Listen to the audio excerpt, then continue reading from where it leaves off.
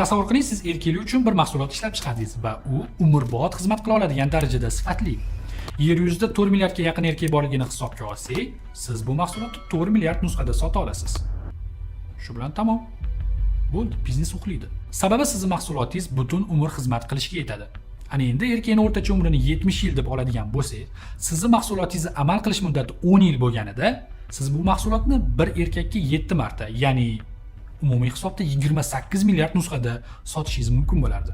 Ko'plab kompaniyalar mana shunday ayyorlikdan foydalanishadi. Masalan, Apple. 2017-yilda Apple foydalanuvchilari so'nggi yangilanishdan keyin eski smartfonlar yanada sekinroq ishlashni boshlaganidan shikoyat qilishgan. Buni natijasida ko'plab foydalanuvchilar yangi smartfon sotib olishga majbur bo'lishgan. Uzoq davom etgan sud jarayonlaridan keyin Apple eski qurilmalarini atayin sekinlashtirganini tan olgan. Eng achinarlisi, yangi model eskisidan yer bilan osmonchalik farq qilmaydi. Barmoq bilan sanarli o'zgarishlar bilan uyalmay yangi model deb taqdim qilishadi.